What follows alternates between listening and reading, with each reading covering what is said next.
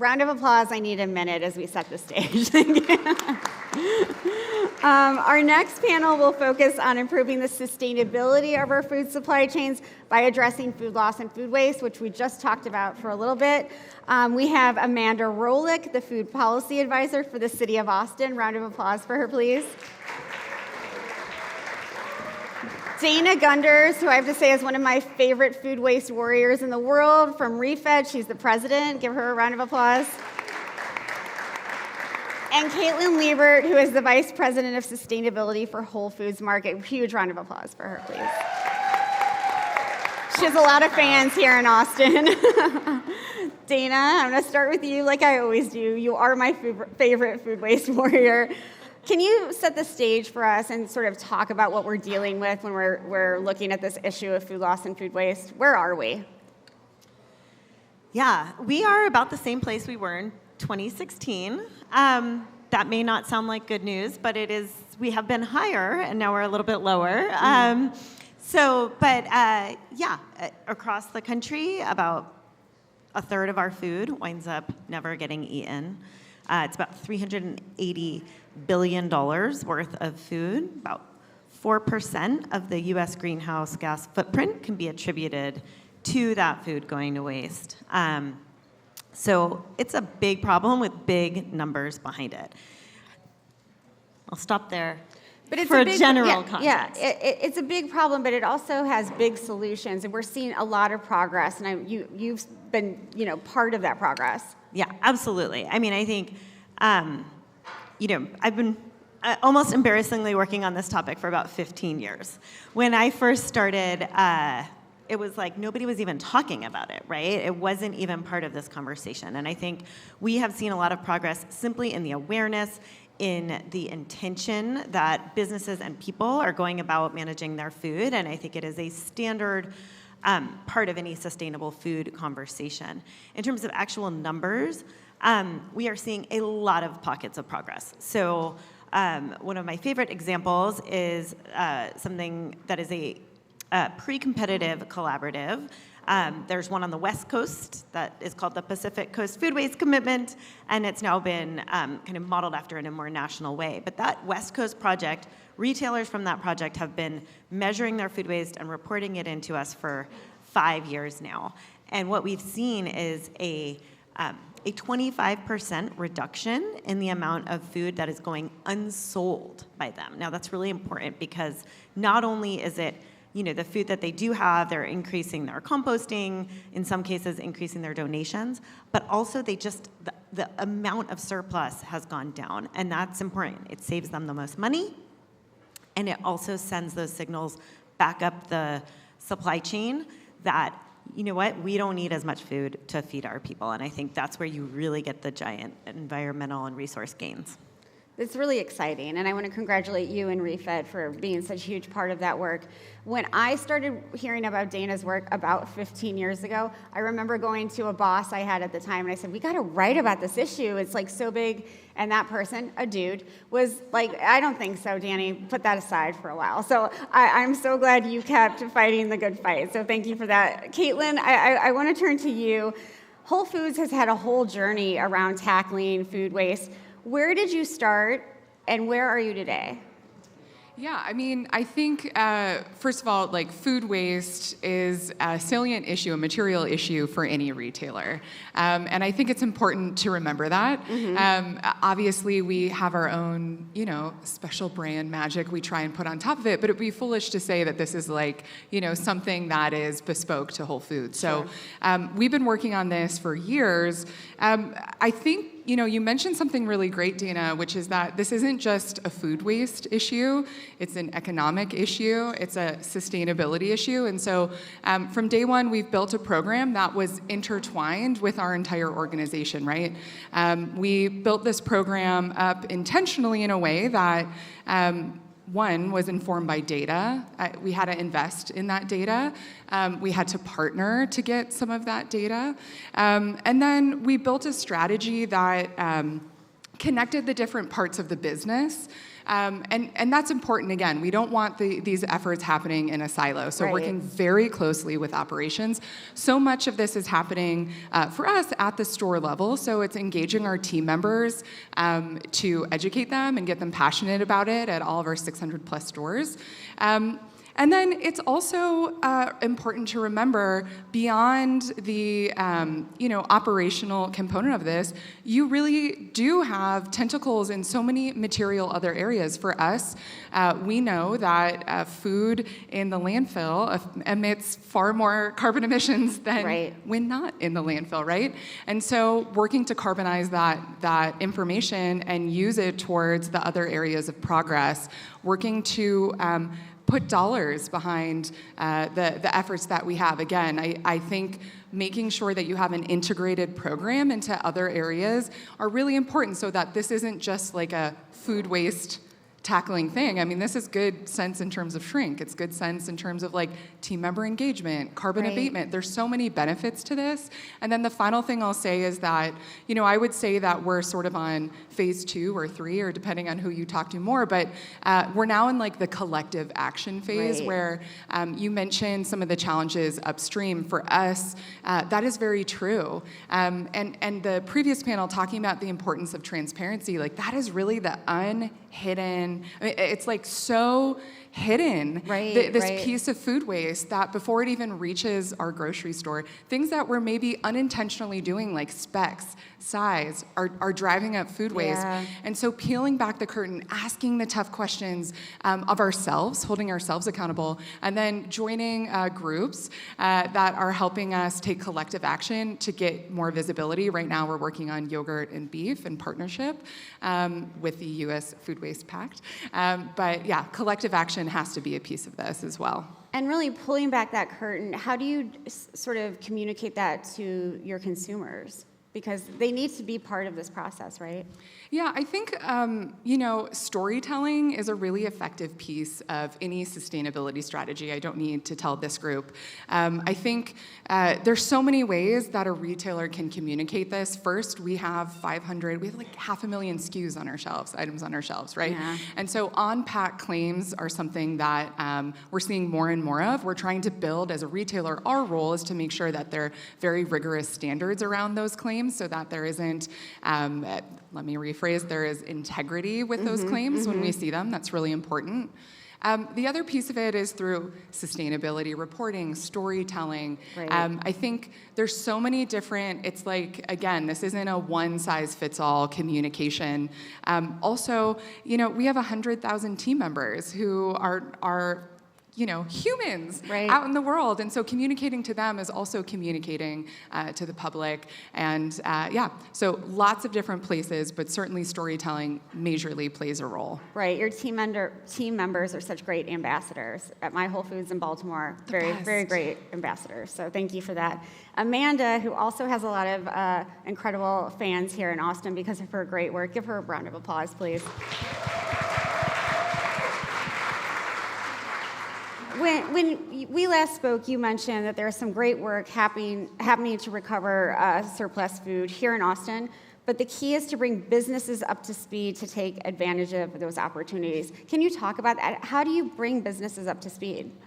Yeah, well, first of all, this is such an amazing honor to be speaking on this issue in my hometown, and so exciting to see you all here interested and invested in this. We really need, I love what you were saying, Caitlin, about kind of the collective effort, because it really takes everyone finding their place in this problem to work towards the solution. So here in Austin, we just had our first food plan adopted by Austin City Council and Travis County Commissioners Court. So we really see this as a great step in the right direction to kind of rally the troops around a shared vision. One of those 9 goals in the plan is really focused on food recovery. We see this as a central issue to help improve our food system, make it more sustainable, help people, planet, climate, and businesses thrive here in Austin. We've got a lot of great partners, a lot of people wanting to do the right thing. And I'm looking right out here in the audience, one of my great mentors on all things food waste, food recovery, Lisa Barton, ED of Keep Austin Fed. Just doing, yeah, let's give her you should be up here, Lisa. But, organizations like Keep Austin Fed that are mobilizing many hundreds of volunteers to go to those grocery stores, to go to those food retail locations, pick up food, and then redistribute it to partners like Casa Marianella or Safe House or others that can then use their budget in other ways besides having to purchase food. Right. So really exciting stuff there. So much of the material going to our landfill in Austin is organic material. Yeah. 37% of what's in our landfill has been identified as organic material. And this is, wild that we've got 16% food insecurity here in Austin and Travis County. That's over 200,000 of our neighbors not having enough to eat, and simultaneous 1.24 million pounds of food being wasted daily. So these are, things that they can be connected. We can get smarter about how we do this. Yeah, we can get smarter, and we can do a lot more. And this is, what we said in the previous panel, really solvable issue. You have all the tools in place. Yes, we do. And some interesting work along those lines are some policy that's coming out of Austin Resource Recovery. That's our solid waste service department. They have something called the Universal Recycling Ordinance, and this requires all food permitted businesses in Austin to come up with an organics diversion plan. So they basically have to tell the city, report annually, what they're doing, what solutions they're coming up with to keep organic waste out of the landfill. Yeah. And there's we've had a lot of great success in seeing businesses take this up and work with partners to keep food out of the landfill. But we know that, it's the big partners like Whole Foods that are already doing a really great job. They're leading the edge on this and setting a great precedent. And I think we need to do a little bit more to get the word out to some of our smaller mom and pop shops, smaller bodegas, folks that may not have some of these, some of the staff and capacity to really take up these issues. So there's a lot of work that we're thinking about in terms of public awareness campaigns and getting that technical assistance to those that are maybe have less resources at hand. Absolutely. Can I say something about Please. that I think is really important, Danny? That is such an important piece of this. So many areas of sustainability impact take really deep subject matter expertise, and mom and pop shops probably aren't going to have a decarbonization subject matter expert. But food waste is one of the points of entry where it really does make sense for any size or scale to take action. And it makes sense, again, not just because it's the right thing to do, but also because there's an economic benefit. Right. There's a societal benefit, there's brand benefits. And so I think it's really important that we're sharing that, right? This isn't just something that makes sense at scale. This is one of those solutions that actually makes sense regardless of scale. Thank you so much. Dana, I want to turn back to you. We've talked about storytelling. I think ReFed is really good at storytelling. You're doing it through data, though, and all of these sorts of examples from the businesses you work with. Can you talk about how that gets communicated among the folks that you're working with and to the broader community? Yeah, well, you've just heard two great stories, right? And there are so many. So we're very fortunate to have a lot of stories to tell. But I want to build on something they both just said, which is that this challenge has a really long tail, right? This is not just we work with the utilities and we get them to change some stuff and we've solved it. It's in everyone's homes. It's in all of these smaller businesses. And so I think it's not what stories you tell, it's how do you get them out there to the right people. And we do that in different ways. So for instance, on the restaurants, we have a partnership with Toast. Toast is one of the payment systems for restaurants. They have 75,000 restaurants that use their payment systems. How can we use what they're doing? And it's not just about telling the stories, because sometimes when people hear stories, they think it's a nice story about somebody else. And I think the challenge of this topic is to have people see it in their own lives and their own businesses, because it's a famous story to go out and ask a restaurant about their waste and they'll tell you they have none. I challenge you all. Go to your favorite restaurant and ask them. They'll tell you, oh, we don't really have much, right? And then they measure it and they realize, oh, wait, actually we do. And I think kind of like, how do you let people see themselves within a story is really important. And I think the more that we're able to work with businesses, to work with others, we have more of those stories to tell. Yeah.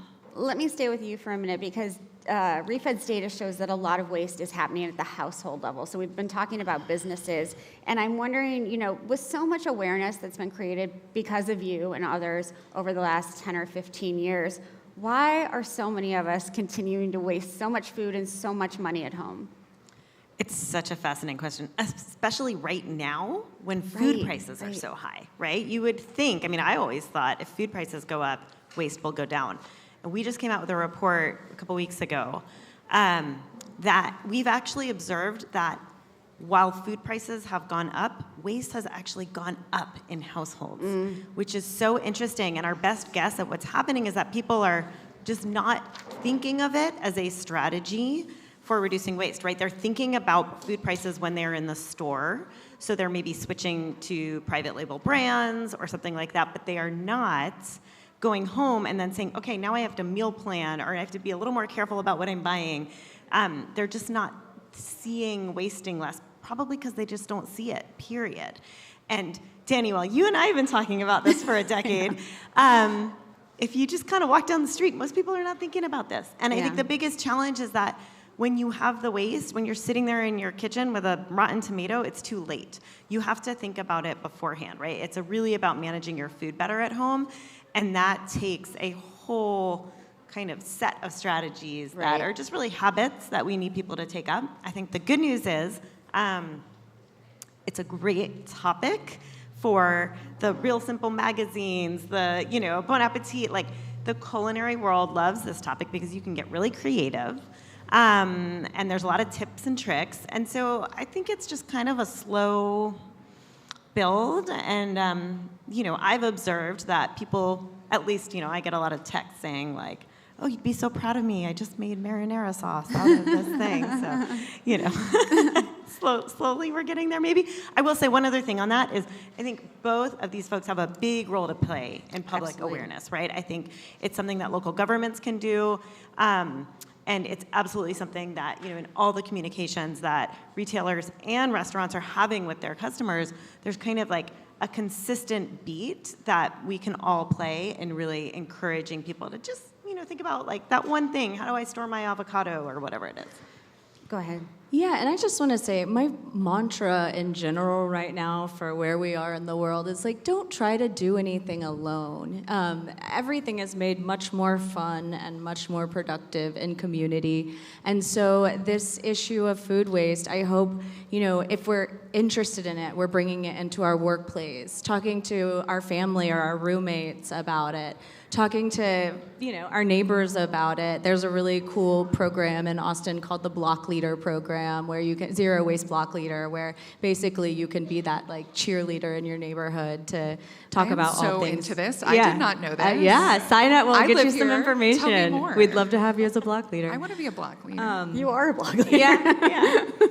But like at work, for example, we're about to have a zero waste remix potluck where everyone's encouraged to bring something that's like on the edge, in their fridge. And let's just like, and you don't get sick from this stuff, y'all. It's like, when people get sick from food, it's coming from other pathogens. It's usually not from, a little wilted lettuce but Really important point to remember, though. Yeah. Thank you for that. And I think, Dana, this is not Refed's mandate, but kids are an important part of this education that's needed. If kids are learning this kind of, food loss, waste prevention at school, they can bring it home.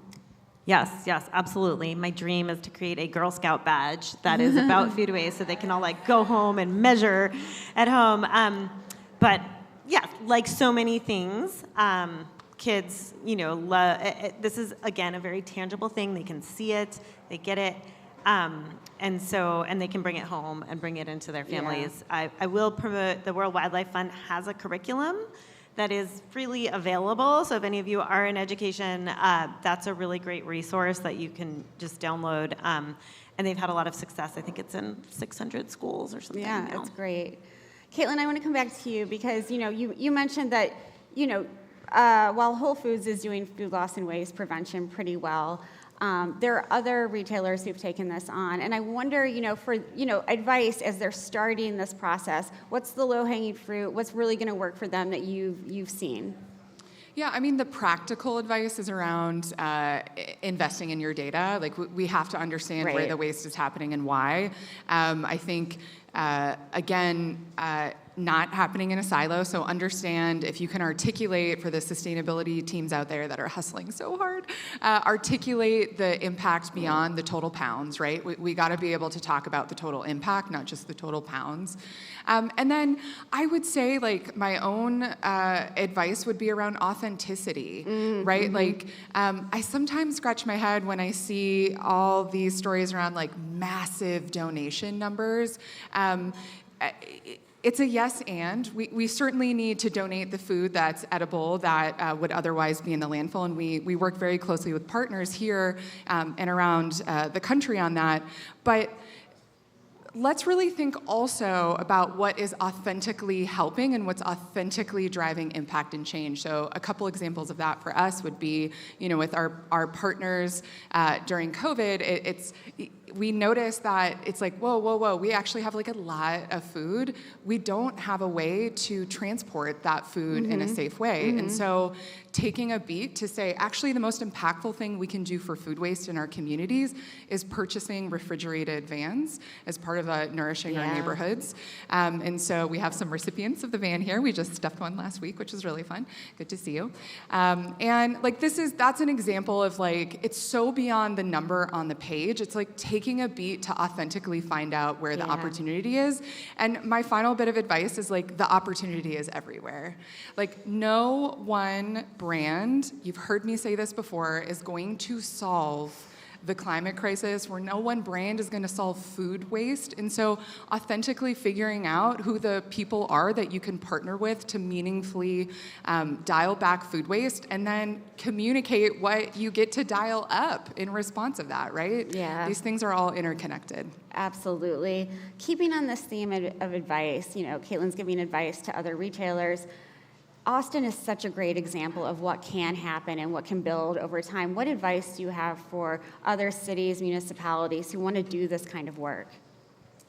Well, there's so many good kind of city networks that are taking on this conversation. C40 has a great cohort that they're convening, talking about institutional food procurement and food waste and the way those things are intertwined. So my advice to other cities is give me a call. Let's reach out. Let's build this network. Let's lean on each other for best practices. Let's share information. I mean, certainly so many of the strategies that we've got built into our food plan locally were built on the shoulders of great work done by NRDC and ReFed and partners like Keep Austin Fed and Whole Foods Market. We're learning from each other, so just keep the network growing. Again, it's very interconnected. I think that's a great point to end on. Thank you so much. Please give these panelists a round of applause. Thank you all so much.